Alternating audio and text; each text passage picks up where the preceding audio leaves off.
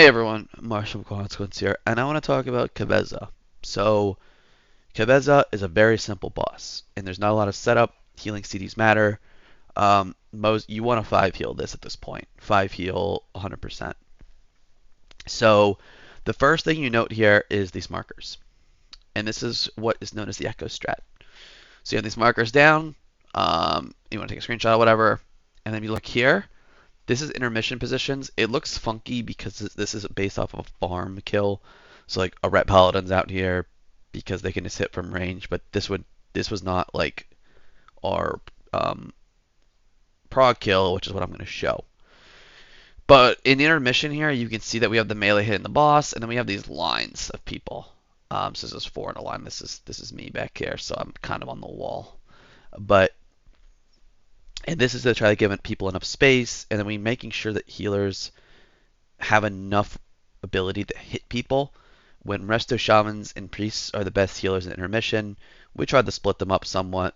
But again, this is a 5 heal fight, so you just spread your healers around. So let's look at the prog kill.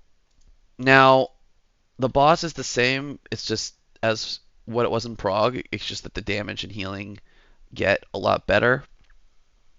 And because of the buff or whatever. But what you're going to see here on poll is you're going to see people be pre-spread on markers. So you see 2 people here, someone here, someone here. Like we're trying to pre-spread on markers. So this is not ideal because now we have 3 people kind of playing around green.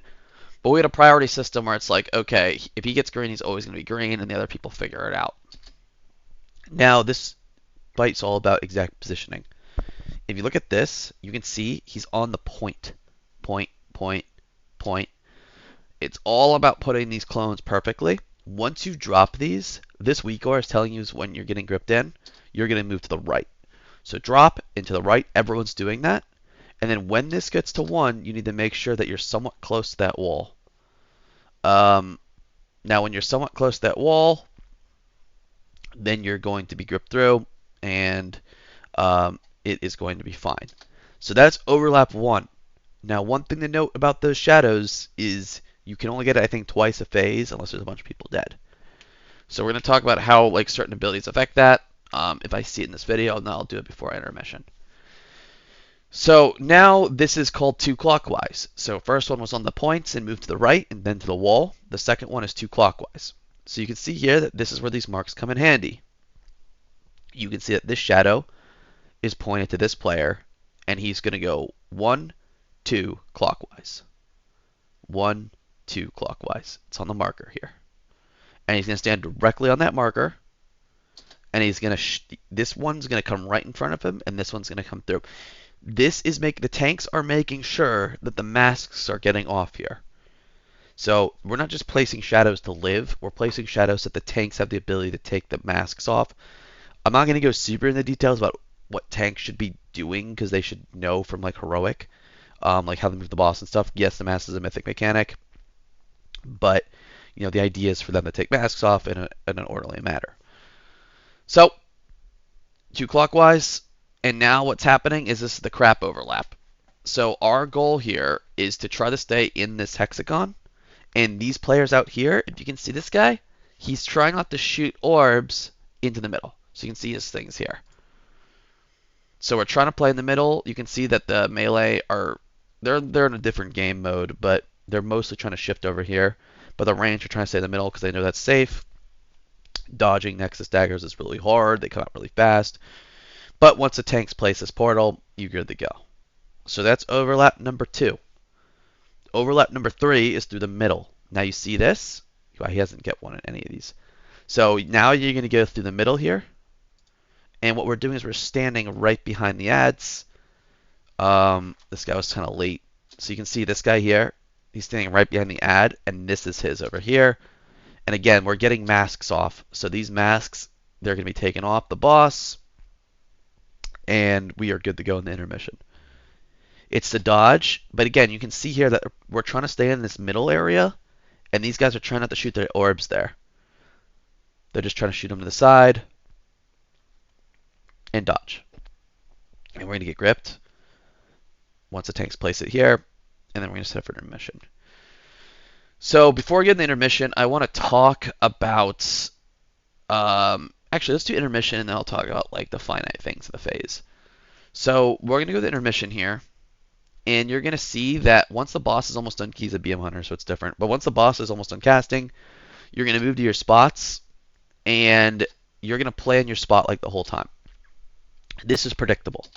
So what he's gonna do here is he's going to, once this goes, he's gonna go. Once this goes, he's gonna go. It's gonna blow up. He's probably gonna move here. This is a good example of something. So with this situation, notice how this is a vertical beam and this guy doesn't have anything. What happens if this guy has a vertical line? Because they're going to overlap. Well, maybe, because again, we have that line system, so he might be able to outrange. But now let's say he has a vertical line, he has a vertical line, there's a horizontal line here. You need to work on a priority system with the players around you. So my guess from his movement is his priority was to move farther than him. But that's just a guess. So again, it's going to explode, it's going to blow up. This is a vacation POV. Hopefully, I'll try to show another. Okay, here we go. Two vertical lines. Oh, he's going to turtle. So he just turtled that. But he really might have wanted to move far. But it's okay. So again, now let's talk about and also the last overlap intermission everyone gets, just an FYI. Now let's talk about like personal usage and how to counter some of these mechanics. So again, we're going to see the same thing on the points, move to the right. You're going to see the players go on the points, then they're going to move to the right, then the grip in, etc., etc. So there's a few things in this fight that you need to be understanding of. The first is if you get a portal in this phase, this one you're pretty safe, but the other two you're in a ton of danger. So you need to make sure that you're using a defensive or a Hellstone if needed. So he's going to get one here. So let's see what he does. So he gets it. So if he had Turtle, I bet you he Turtles this, because Turtle will not give you this debuff. And that works with a lot of abilities, like Bop. So if you want to like Bop a DPS, so they don't have to run out like a melee DPS, that's a way to get more uptime. Or you want to Bop a healer so they can heal more, etc. But pre-immunes and things like that work. So, but he doesn't have his Turtle. But you can see here he has survival the fittest up. So he used a personal. And he wanted to use the personal to reduce the damage dot he was taking out there because the dot absolutely trucks. And healers need to really watch you, but there's a bunch of you, so you need to be using something every time you get a mechanic. And if you don't have something up, you need to be vocal. Give me an external, give me a give me an iron bark or whatever you can to grab because you don't want to die. So you really need to be thinking of what I have available defensively and what am I going to do if I get the mechanic before it even happens. So again, he's got a survival, he's got a defensive up here, but we're going to be going into the next phase. Again, you're going to be seeing the lines, dodging, yep. And then we're going to be going in the intermission. And let's see if this intermission is a little more complicated. So you can see here, again, he's moving into the zone. He moved back here just to make sure no one would die. Left, right, left, right. And again, we're in a line here. Yeah, so he's going further. Again, now this set is the last set. So this is going to blow up everything at once.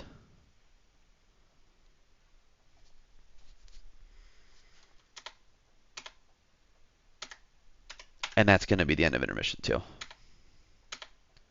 And again, it's just going to repeat itself now with more masks.